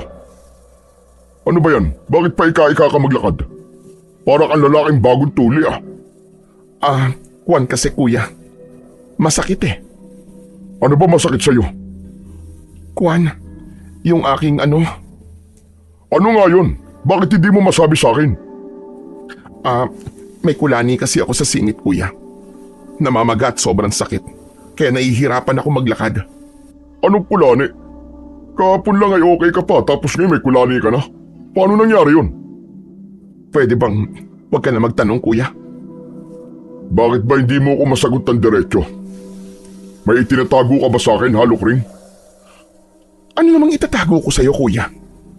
Halatang halata kasi sa mga kinikilos mo. Hindi ka kagad makasagot sa tanong ko. At nabubulol ka pa. Kung mag-iimbento ka ng kasinungalingan, tiyakin mo munang kapani-paniwala. Bakit, kuya? Kaya mo bang patunayang nagsisinungaling nga ako sa'yo? Oo naman. Sige nga, ipakita mo nga sa akin yung kulani. Ay nako, ewan ko sa'yo, kuya. Kung ayaw mo maniwala, di wag. Ang namagitan sa amin ni Lukring ay may malaking pagbabago sa balak kong paghiganti. Hindi ko na kasi alam kung magagawa ko pa nga ba ang planong na pagkasunduan namin ni tatay. Pero si tatay desidido siya at dahil wala na siyang tiwala sa akin, ay nagplano siyang mag-isa. Mukhang nahulog ng loob ni Temyong kay Lukring. Kaya hindi ko na siya pwedeng asahan. Ako na lang ang gagawa ng hindi kayang gawin ng aking anak. Kaya hihintayin ko ang susunod na kabilugan ng buwan. Hindi ko alam kung may alam na si Bruno sa namagitan sa amin ni Lukring, kaya minsan pa ay minanmanan ko ang mga kilos niya katulad ng nauna kong ginawang surveillance. Hindi lang siya ang minanmanan ko, kundi pati na rin si Lukring. Wala naman akong nakitang pagbabago sa pang-araw-araw na ginagawa ni Bruno. Halos katulad pa rin yun ng dati. Pero may kakaiba akong napansin kay Lukring. Halos ay lumalabas siya ng bahay na para bang meron siyang inaabangan. At minsan nga ay nakita ko siyang nagawi malapit sa bahay namin at pasulyap-sulyap pa sa bahay namin. Marahil ay ako ang hinahanap niya at nagbabaka sakaling muli kaming magkikita. Kung sa bagay ako man ay naku-curious na rin. Ano ba magiging reaksyon namin sa muli naming pagkikita? Maiilang na ba kami sa isa't isa? Magkakahiyaan na ba kami? O magiging kampante na kami sa isa't isa? Malalaman ko lang ang sagot sa mga tanong na yun kung magkikita nga kami. Isang araw, habang aking minamanmanan si Lukring, ay palihim ko siyang sinundan. Nakamaong pants siya at meron ding jacket na maong. May suot siyang sombrero at salamin. Kaya naman nahulaan ko ang kanyang gagawin. Magmamanman din siya katulad ng ginagawa kong pagmamanman. At tama nga ang hula ko kung saan siya pupunta. Palingalinga siya at dahan-dahang pumunta sa tapat ng bahay namin. Nakatayo siya sa tapat ng aming gate at sumilip sa aming bakuran. Wala siyang kalam-alam na nasa bandang likuran lang ako at ilang metro lang ang layo sa kanya. Nakatago ko sa likod ng isang poste kaya hindi niya ako nakikita. Dahan-dahan akong lumapit sa kanya. Nang hindi niya namamalayan, nakadungaw pa rin siya sa aming gate at palingalinga sa loob na para bang meron siyang hinahanap hanggang makalapit ako sa bandang likuran niya. Sinong hinahanap mo? Nagulat siya at napalingon sa kanyang likuran. Temyong, ikaw pala. Naligaw ka yata. Ano bang sadya mo? Wala. Napadaan lang ako. Sige. Aalis na ako. Teka, sandali lang. Mag-usap muna tayo. Halika, pumasok tayo sa loob. Nakakahiya naman sa tatay mo. Wala si tatay. Pinuntahan niya ang isa niyang kumparing may birthday kaya malamang gabi na ang dating nun. Binuksan ko ang gate at ako ang naunang pumasok. Pero hindi siya umalis sa kanyang kinatatayuan at nagkatinginan kami. Saglit na nag-usap ang aming mga mata. Huli ka na, pumasok tayo sa loob. Huwag ka na mahiya. Naramdaman kong nag-aalangan siyang pumasok pero nakumbinsi ko pa rin siya. At habang naglalakad kami papasok sa loob, ay biglang bumilis ang tibok ng aking dibdib at unti-unting nag-init ang aking katawan dahil bigla akong naisip ang mga namagitan sa amin, lalo na nang malanghap ko ang amoy ng mabango niyang buhok, amoy shampoo, kaya malamang ay naligo muna siya bago umalis ng bahay. At nang makapasok na kami sa loob ng bahay, ay nagtama uli ang aming paningin at lalong bumilis ang tibok ng aking dibdib. At halos pareho kaming napasok sa malagkit naming pagtitig sa isa't isa. At kahit walang sinasambit na salita ang mga mata naming nag-uusap, ay nagkaintindihan kami dahil maliwanag ang mensaheng gusto naming iparating sa isa't isa. Hindi ko na napigilan ang aking sarili. Kinabig ko siya at hinalikan sa labi. At hindi naman siya pumalag at sa halip ay yumakap pa siya sa akin at naging madiin ang paglalapat ng aming mga labi. Mainit at nag-aalab. At nang kami ay bumitaw at nagkatinginan, nag-usap na naman ang aming mga mata at minsan pa ay muli ko siyang hinalikan. Mas madiin, mas maalab at mas matagal, kaya naman halos mapigtal ang aming hininga nang magbitaw ang aming mga labi. Nagkatinginan uli kami at pareho kaming napangiti at biniro ko pa siya. Ano? Masarap ba? Oo naman, Temyong. Alam mo bang, ikaw ang aking first kiss. Talaga, ang swerte ko naman kung ganun. Ikaw ba? Nasarapan ka rin ba sa aking halik, ha, Temyong? Siyempre, masarap ang mga labi mo eh. Pero ano, Temyong? Sabihin mo. Mas masarap halikan ang isa mo pang labi Yung isa mong labi na may perlas. Ano ka ba? Huwag mo na ngayong ipaalala sa akin dahil tumatayo ang mga balahibo ko. Ako rin, Lukring. Pero hindi lang ang balahibo kong tumatayo kapag naaalala ko yun. Ay nako, ikaw talaga. Napakapilyo mo. Pero nagustuhan mo naman ang kapilyuan ko, di ba? Kaya ka nga nagpunta rito eh. Dahil namimiss mo yun. Oo na. Aaminin ko, Temyong. Maiiya pa ba ako pagkatapos ng mga nangyari sa atin? Siya nga pala. May pagkain ba rito? Nagugutom na ako eh. Hindi pa ako nagtatanghalian. Oo, marami pang pagkain sa rep. Kumain muna tayo at pagkatapos, ikaw naman ang kakainin ko. Hindi ko talaga sukat akalain ang malaking pagbabago sa takbo ng mga pangyayari. Dahil ang babaeng gusto kong halayin at patayin dati ay pinapantasya ko na ngayon at pinananabikan na. May kanin sa ref, kaya ininit ko yun, pati na rin ang sinigang na baboy at yun ang aming tinanghalian. At habang kami ay kumakain, nagkwentuhan kami. May alam ka na ba tungkol sa tatay mo? Ano? May alam na ano? Hindi mo pa pala alam. Kaya nga sabihin mo na, ano ba yun? Alam mo kasi, Temyong, may lahing tikbalang ang tatay mo. Ano? Hindi ako makapaniwala sa aking narinig. Pero nakumbinsi ako ni Lukring, kaya naman bigla akong nalungkot dahil may lahi din pala kami na halimaw at hindi ko alam kung may dugong halimaw din ako. Teka, change topic tayo. Iba na lang ang pag-usapan natin. Anong gusto mong pag-usapan natin, Temyong? E di yung tungkol sa ating dalawa at sa masaya nating adventure. Sa totoo lang, Temyong, parang ayokong pag-usapan ng bagay na yan. Dahil nahihiya ako sa'yo. Pagkatapos ng nangyari, magkakahiyaan pa ba tayo? Wala ka naman pwedeng itago sa akin eh. Dahil nakita ko ng lahat. Kaya nga nahihiya ako sa'yo. Dahil sa halip na itago ko, ay ibinuyang-yang ko pa. Bakit? Sulit naman ah.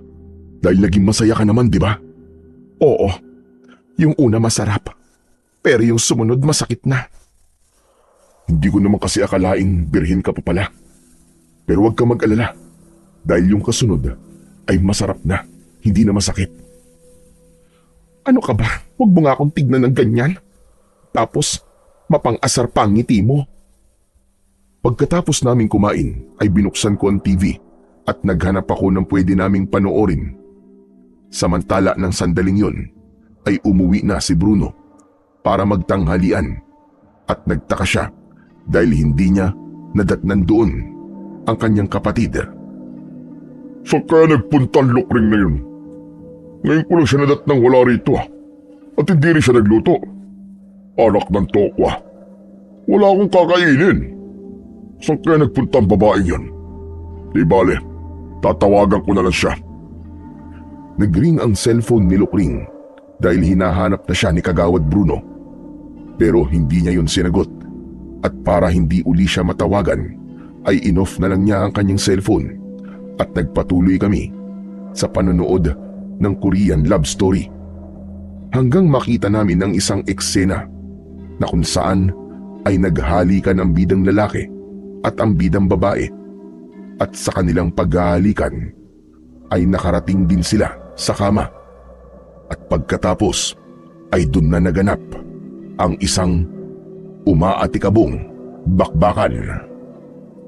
Nagkatinginan kami ni Lukring at syempre, ano pa nga ba ang sunod na mangyayari kundi katulad din ng aming pinapanood na eksena. Hinalikan ko sa labi si Lukring at pagkatapos ay ang leeg naman niya ang pinaliguan ko ng halik.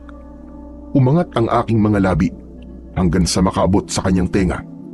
Hindi na ako nakatiis kaya hinata ko ang kanyang kamay at dinala ko siya sa akin silid.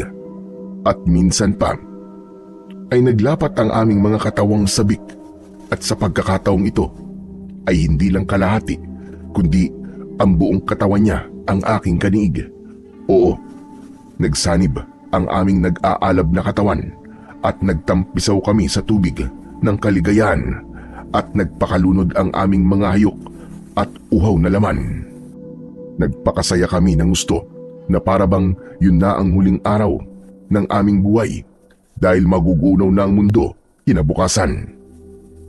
Pero nakakapagod din pala ang magpakasasa sa kaligayahan dahil makailang beses kaming umakyat at nakarating sa ikapitong langit. Halos maubos ang aming lakas, kaya naman nakatulog kami ng maimbing. 8:00 pasado na ng gabi nang ako'y magising, pero si Lukring ay mahimbing pa rin natutulog.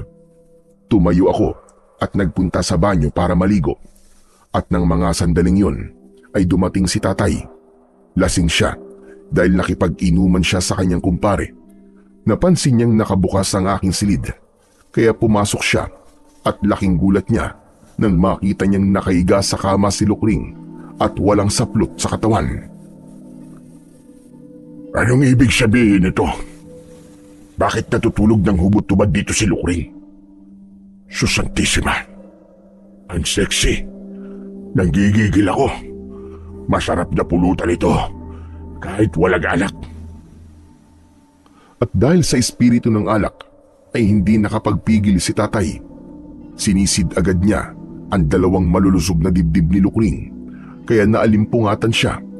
Pero nanatili siyang nakapikit dahil antok pa rin siya.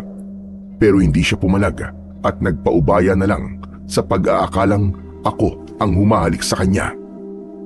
Ano ba? Ano ba, Temyong? Huwag mo naman ako masyadong panggigilan. Tuloy-tuloy lang si tatay sa kanyang ginagawa na parabang walang naririnig. Grabe ka naman sumibasib. Para ka mauubusan. Pero sige, bahala ka. Hindi ko babasagin ang trip mo. Bumaba ng bumaba ang ulo ni tatay hanggang makarating doon. At yun naman ang kanyang pinanggigilan. Temyong, ano ba? Dahan-dahan naman. Ilang beses mo nang ginawa yan pero gutom na gutom ka pa rin. Gigil na gigil talaga si tatay at sa kanyang panggigigil ay nakagat niya ang bagay na yon. Aray, ano ba? Bakit mo kinagat? Naantala si tatay sa kanyang ginagawa dahil biglang bumangon si Lukring at nagulat siya nang makita niya si tatay at tinakpan niya ng kumot ang kanyang hubad na katawan. Ikaw pala yung matanda ka. Daig mo pa ang asong ulol na hayok sa laman. Bakit akong sinisisi mo? Nadatnang kitang nakabuyang yan eh. Siyempre, hindi ako tatanggi sa grasya at baka mabulag pa ako. At sa lahat ng ayoko, ay yung nabibitin ako. Dahil na siguro sa labis na kalasingan, ay naging marahas si tatay. Hinatak niya ang kumot na nakatakip sa katawan ni Lukring, kaya nasilayan niya uli ang hubad na katawan na kanyang pinanggigigilan. Bastos ka talagang matanda ka! Hayop ka! Di bastos na akong bastos. Sinunggaban ni tatay si Lukring at minsan pa ay pinanggigilan niya ito. Nagpupumiglas naman ang dalaga at sumigaw pa ito na nakatawag sa akin ng pansin habang ako'y naliligo. Nagkataon namang may sabon pa ang aking ulo at katawan, kaya dali-dali akong nagbuhos at nagbanlaw. Masyadong naging mabilis ang pangyayari, kaya biglang nagbagong anyo si Lukring. Nahati ang kanyang katawan at siya ay naging isang manananggal. Nagbago rin ng anyo si tatay bilang isang kabayo at naging tikbalang, at silang dalawa ay naglaban. Kung tutusin ay mas malakas si tatay, pero hindi nawala ang epekto sa kanya ng alak kahit pa siya ay nagbago na ng anyo. Masikip sa loob ng bahay kaya sa labas sila nagpatuloy ng pakikipaglaban. At nang makalabas ako ng banyo, pinanood ko sila. Agilid si tatay dahil ilang beses siyang natumba dahil sa kalasingan. Nakita kong duguan ang kanyang leeg at katawan dahil sa kalmot ni Lukring. Mahaba kasi ang kanyang mga kuko. Tama na yan! Magsitigil kayo! Lukring, maawa ka sa tatay ko! Huwag kang makialam dito! At lalong huwag kang magmamakaawa sa kanya! Pasensya ka na, Temyong. Hindi kita mapagbibigyan. Kailangan kong ipagtanggol ang aking sarili. Pareho silang palaban at ayaw magpaawat Kaya wala akong ibang nagawa kundi ang manood. Dehado talaga si tatay dahil hindi niya mahagip si Lukring. Hindi tumama ang kanyang suntok at tadyak, samantalang si Lukring ay aatake. At kapag nakatama ng kalmot ay lilipad pataas. At habang tumatagal ang laban ay parami ng parami ang kalmot ni tatay hanggang mabalot na ng dugo ang kanyang katawan. Biglang may pumasok sa isip ko. Nagpunta ako sa kusina at kinuha ako ang garapon ng langis na may nakababad na bawang at asin. Pinuntahan ko ang kalahating katawan ni Lukring at ibinuhos ko ron ang langis. Pumulo at bumula ang langis na nasa kalahating katawan ng manananggal at unti-unti itong nalusaw. Para kasing asido ang epekto ng langis sa nabuhusang kalahating katawan.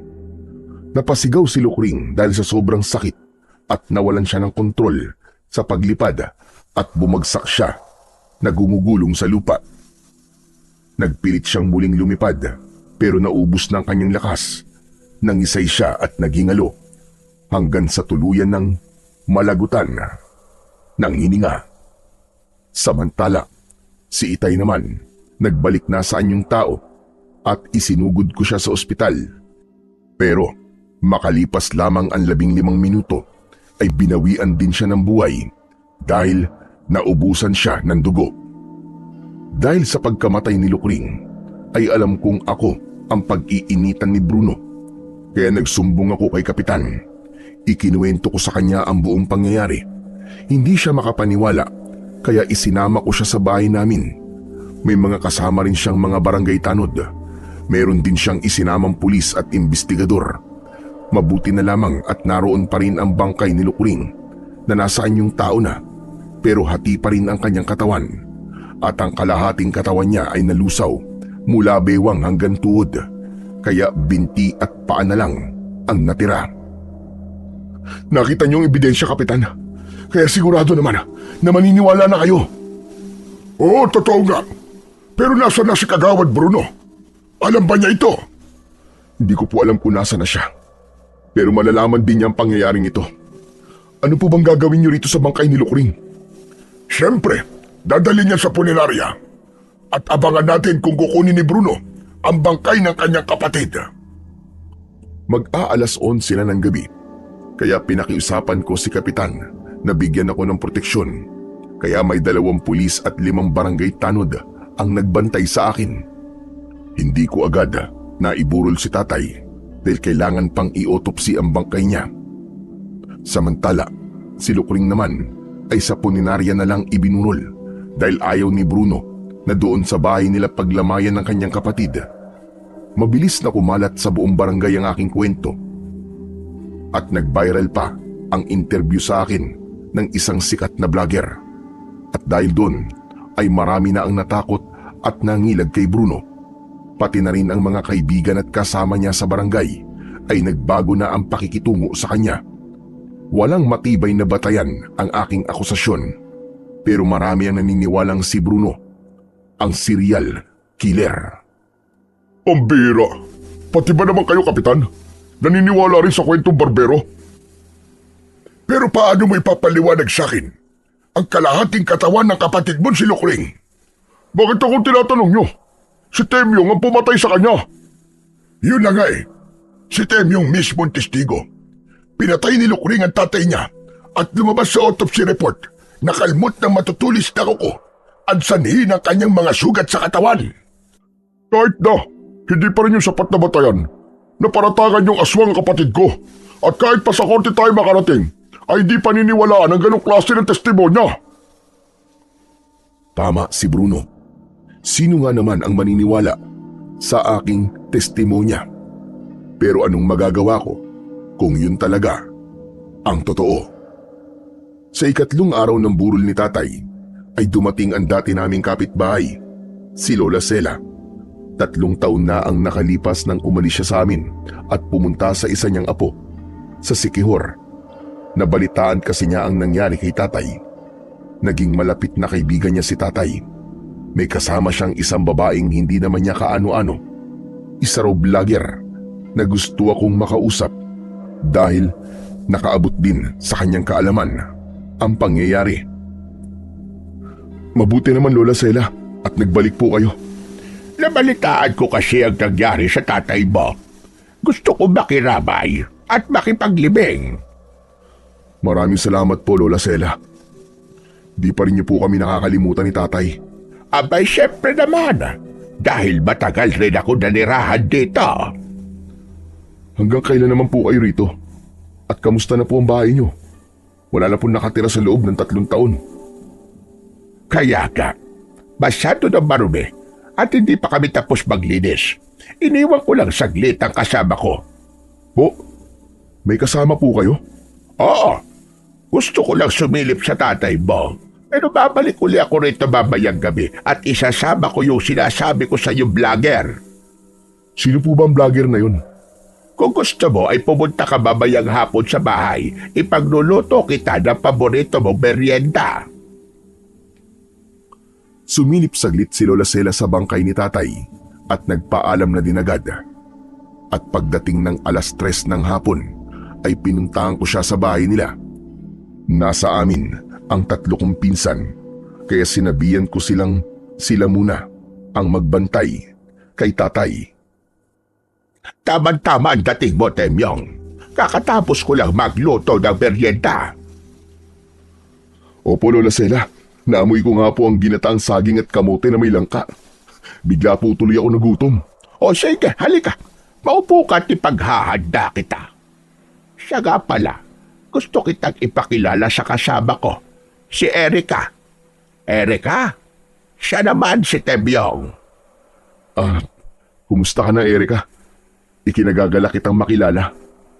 Ikinagagalak din kitang makilala, Temyong. Sabay kaming nagmerienda ni Erika.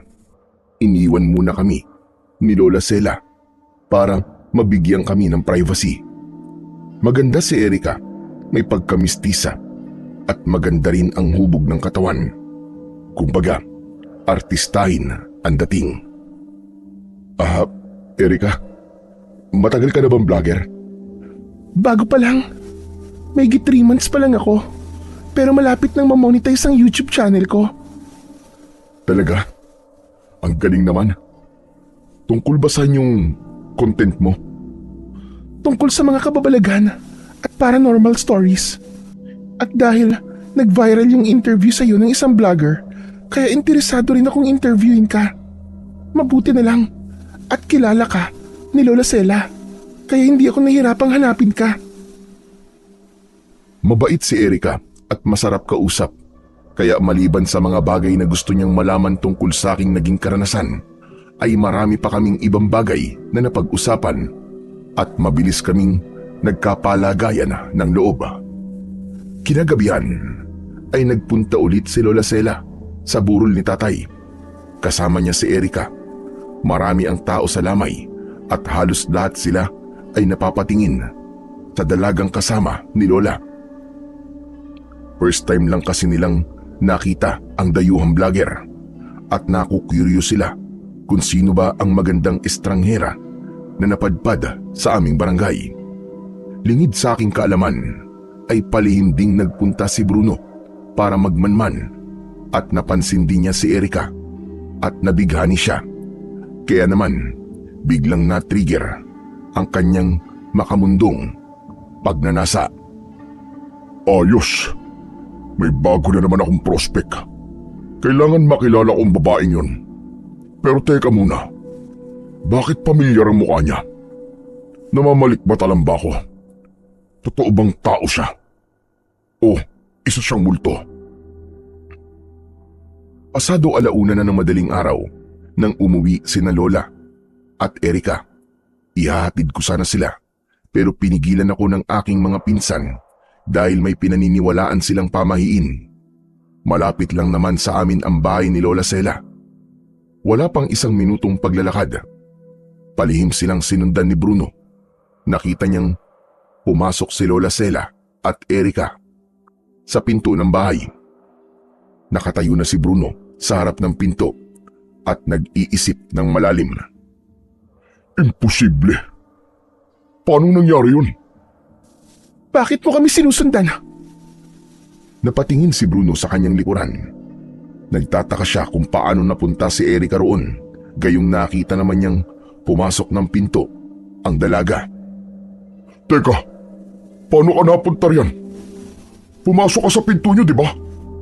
Sagutin mo na lang ang tinatanong ko. Sino ka? At bakit mo ako sinusundan? Gusto mo rin ba akong biktimahin? Ano ba pinagsasasabi mo? Kilala kita. Dahil nakita ko na ang mukha mo sa social media. Ikaw si Kagawad Bruno. Ang pinaghihinalaang rapist na aswang at serial killer sa baryong ito. At naniwala ka naman doon. Bakit? Nasa itsura mo naman eh. Mukha kang ang rapist. Ang pangit mo kasi. Hindi ka papatulan ng mga babaeng nagugustuhan mo. Kaya dinadaan mo sa dahas. Hinahalay mo sila. Nang iinsulto ka ba? Daan-daan ka sa pagsasalita mo. Dahil baka ikaw ang sunod na maging biktima. Huwag mong sabihin gawin mo. Hanggang salita ka lang naman eh. Hindi na nakapagtimpi si Bruno, kaya bigla siyang nagbago ng anyo. Naging aswang na siya. Malaki at maitim ang kanyang katawan. Nakakatakot ang itsura niya. Nanlilisik ang pulang mata at mahahaba at matutulis ang kanyang pangil. Mahaba rin ang kanyang kuko. Pero hindi man lang naalarma si Erica at wala siyang naramdamang kahit na anong konting takot. Magaling. Kaya totoo nga. Ikaw nga ang serial killer. Wow naman. Takot na takot ako sa'yo. Wag po. Maawa na po kayo. Wag niyo po akong sasaktan. O ano? Kala mo natatakot ako sa'yo? Gunggong! Nang iinsulto ka ba? Hindi ka ba natatakot sa akin? Mas nakakatakot ka sa anyong tao mo. Dahil mas nakakatakot ang kapangitan mo kaysa sa pagiging aswang mo. Ah, ganun. Umanda ka dahil pagbabayaran mo ang iyong pagiging lapastangan. Akma na sanang kakalimutin ni Bruno si Erica, pero may sinambit na salitang Latin si Erica. Isang salita na may halong salamangka, kaya biglang natigilan si Bruno. Parang napako siya sa kanyang kinatatayuan at hindi siya makakilos. Walang hiya ka! Anong ginawa mo sa akin? Bakit di ko maigalaw ang aking mga paa at kamay? Ginamitan mo ba ako ng mahika? Oo, ginamitan kita ng mahika dahil isa akong babaylan. At bukod doon, isa rin akong halimaw na katulad mo. Kaya humanda ka. Sa isang iglap ay biglang naputol ang katawan ni Erica at siya ay naging isang manananggal. Imposible! Isa kang manananggal! Bakit ganun? Hindi kita naamoy! Dahil kaya kong itago ang aking pagkalimaw sa kapwa ko aswang at manananggal. Kaya humanda ka. Dahil ito na ang magiging katapusan mo. Teka, sandali. Anong gagawin mo? Wala akong atraso sa'yo. Yun ang akala mo. Malaki ang atraso mo sa akin, hayop ka. Dahil ang una mo naging biktima ay ang kakambal ko. Ikaw talaga ang sadya ko rito. At hindi na kita kailangan pang hagilapin. Dahil ikaw na mismo ang kusang lumapit sa akin. Kaya pala pamilyar ang mukha mo. Ang buong akala ko ay isa kang multo. Kakambal ka pala ni Angelica. Mabuti naman at natatandaan mo pa. Inimbita ng si Angelica ng isa niyang kaibigan na mabakasyon dito. Pero anong ginawa mo? Hinalay at pinatay mo siya. Kaya humanda ka dahil dumating na ang araw ng aking paninigil. Hayop ka. Lumaban ka ng parehas. Hayaan mo akong makagalaw. Hindi rin parehas na laban ang ginawa mo sa iyong mga naging biktima. Kaya humanda ka dahil ipaghihiganti ko silang lahat. Hindi. Wag. Wag. Wag. Ah! Nagawang putulin ni Erica ang ulo ni Kagawad Bruno gamit ang kanyang mahahabang kuko. Sa wakas ay natapos din ang kanyang kasamaan at nagpapasalamat ako kay Erica dahil hindi lang ang kakambal niya ang kanyang ipinagiganti, kundi pati na rin ang aking kapatid. Matatahimik na rin ang kanyang kaluluwa. Kinabukasan ay natagpuan ang bangkay ni Bruno sa harap ng barangay hall. Katabi ng kanyang katawan ang pugot niyang ulo. At dahil doon ay nabago ang paniniwala ng mga mamamayan sa aming barangay. Hindi raw si Bruno ang serial killer dahil sino raw ang maglalakas loob na pumatay sa isang kilabot na aswang. Ngunit meron pa ring ibang naniniwalang si Bruno nga ang serial killer. At natutuwa sila dahil matatapos na rin ang mga nangyayaring krimen. Kasama na sa mga natuwa si Kapitan Ingo. Mabuti naman, Kapitan. At naniwala kayo. Hindi ako sigurado, pero yun ang gusto kong paniwalaan. Maniwala kayo, Kapitan. Dahil nakita ko mismo si Kagawad Bruno, ang aswang. Sana nga, Temyong.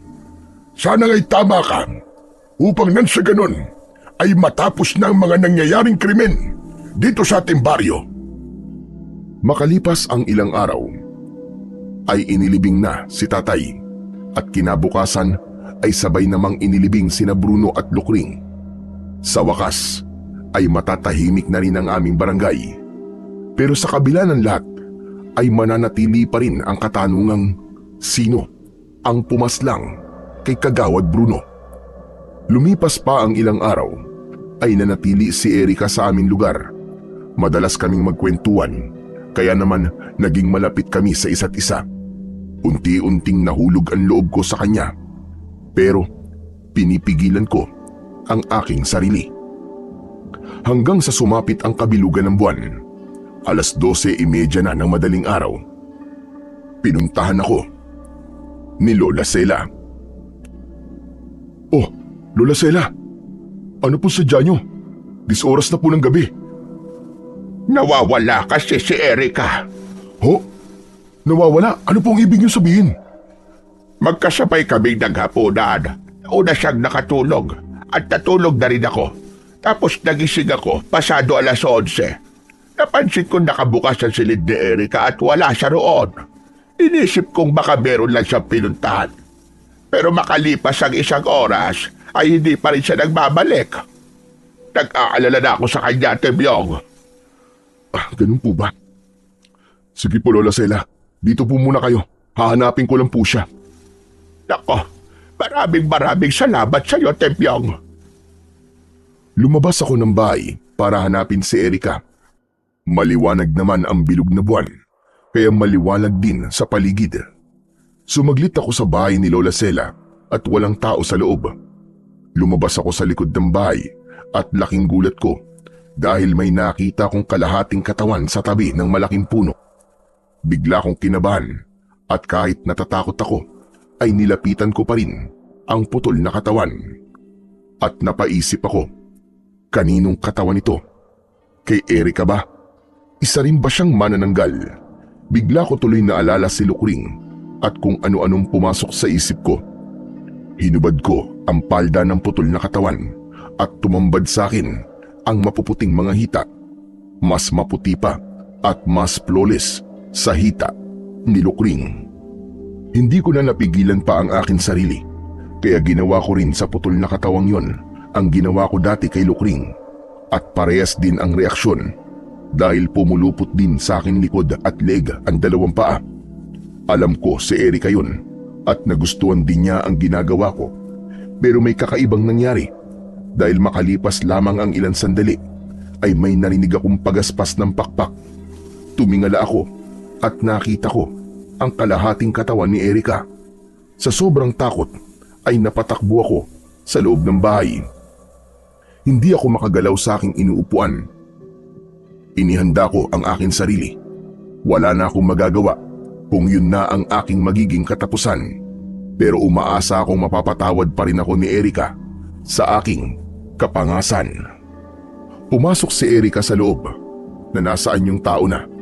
Lumapit siya sa akin at titigan niya ako. At laking gulat ko dahil bigla niya akong hinalikan sa labi. Mainit at maalab ang kanyang halik. Kaya lalo ko pang ipinagdiinan ang aking labi. Pareho kaming nagpatianod sa agos ng aming nananabik na katawan at damdamin. Kaya naman makalipas lamang ang ilang minuto ay nasa kama na kami at parehong walang saplot ng katawan. Pinagsaluhan namin ang init ng gabi at sabay kaming naglakbay hanggang sa kami ay makarating sa pinakatuktok ng langit. Kinabukasan, maaga akong umuwi at nakita kong natutulog sa sopa si Lola Sela. Hinintay ko na lang siyang magising at nag-imbento na lang ako ng istorya. At pagkatapos namin magkape at kumain ng pandesal, ay umuwi na siya. 2 araw pa uli ang lumipas. Nagpaalam na sina Lola Sela at Erika. Babalik na raw sila sa Siquijor. Iiwan mo na ako, Erika? I'm sorry, Temyong, pero kailangan ko nang umalis dahil matagal nang tapos ang aking misyon.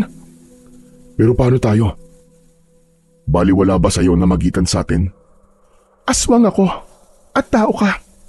Hindi tayo bagay. Kaya isipin mo na lang na isang magandang panaginip ang namagitan sa atin. Hindi ba talaga tayo pwedeng magsama? Magkaiba ang ating mundo. Kaya imposible ang gusto mo mangyari. Gusto ko mang pigilan si Erika ay wala na akong magagawa. Umalis na siya, pero nag-iwan siya ng isang matamis na alaalang hindi ko makakalimutan. At umaasa akong balang araw ay magtatagpong muli ang aming mga landas. Pagkatapos ng mga pangyayaring yun sa aking buhay, ay naging tahimik at payapa ng muli ang aming baryo. Wala nang pagsalakay ng aswang. Tahimik nang nakakalabas ang mga tao at nakakapaglaro ng muli ang mga kabataan sa lansangan kahit gabi. Nagpasalamat ako sa Panginoong Diyos dahil kahit nawalan ako ng ama at kapatid, ay hindi niya pa rin pinabayaan ang aming baryo. At natapos ang kasamaan na minsang namaya ni Rito. 2 taon ang mabilis na dumaan. Nagulat na lang ako nang bumalik si Erika sa aming baryo at sinabi niyang hindi na siya makatiis na hindi ako makita dahil magmula daw ng paghihiwalay namin ay hindi na ako nawala-wala sa isip niya dahil doon lang daw niya napagtanto na mahal niya ako at ayaw niya nang mawalay ako sa kanyang paningin. Agad ko siyang hinalikan at sinabi ko rin sa kanya na kahit kailan ay hinding-hindi na kami magkakahiwalay at bubuo kami ng isang masayang pamilya na puno ng pagmamahalan sa isa't